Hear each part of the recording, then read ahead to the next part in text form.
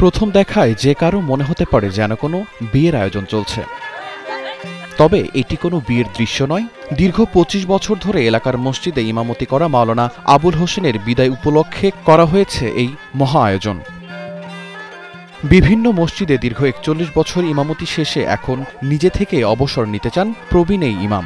তাকে বিদায় জানাতে উপস্থিত ছিলেন এলাকার নানা বয়সের নানা শ্রেণী পেশার মানুষ।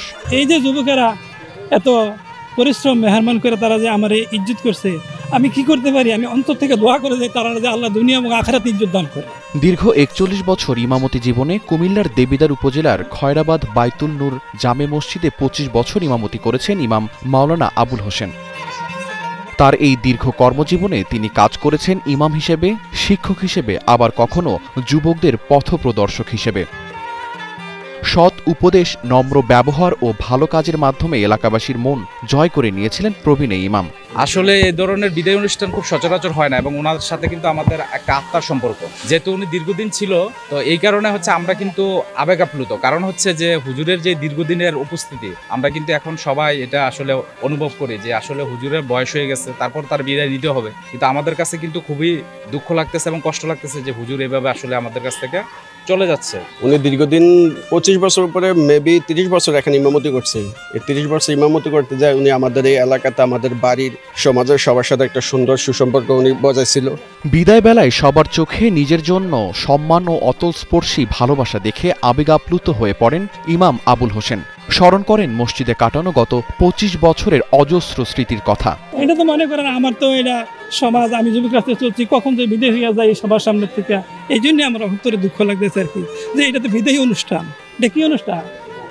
কোনদিন জানি আমি সবার সাথে না আর দেখা হয় কি না, এইভাবে কোন সময় যে বিদায় হয়ে যায়, এই জন্য আমার অন্তরটা খানতে আছে। আমাদের আবেগটা হলো যে উনি যে দীর্ঘ ২৫ বছর যাবত আমাদের এখানে ইমামতি করছে নিষ্ঠার সাথে, এবং ওনার দায়িত্বটা যেটুক করার দরকার উনি সঠিকভাবে এখানে পালন করছে, এবং আমাদের এলাকার বা আমাদের মহল্লাবাসীর যে ছেলেপেলে বা সুশিক্ষা, ইসলামিক দিক দিয়ে যে সুশিক্ষাটা দেওয়ার কথা উনি যথাযথভাবে চেষ্টা করছে আমাদের ছেলেপেলেকে বা প্রজন্মকে এই লেখাপড়া করার জন্য এবং ইসলামিক শিক্ষায় সুশিক্ষিত করার জন্য। আজকে তার সম্মানার্থে একটি, যদিও তার বাড়িটা আমাদের গ্রামেই, পাশের এলাকা, ওখানে আমরা আমাদের একটি গাড়ি পাঠিয়েছি, তাকে গাড়ি দিয়ে সম্মানার্থে গাড়ি দিয়ে নিয়ে আসছি, আবার গাড়ি দিয়ে পাঠানো হবে, এবং তাদেরকে বিভিন্ন ধরনের ক্রেস্ট, বিভিন্ন উপহার দেওয়া হয়েছে এবং একটা অনুদান দেওয়া হয়েছে যেন সে টাকাটা পেয়ে অন্তত কিছু সে খুশি হয় তার সম্মানার্থে।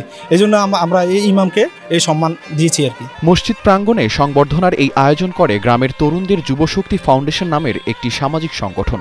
ফুল দিয়ে সাজানো গাড়িতে চড়িয়ে মোটরসাইকেলের বহর নিয়ে বিদায়ী ইমাম মাওলানা আবুল হোসেনকে বাড়িতে পৌঁছে দিয়ে আসেন সংগঠনের তরুণরা।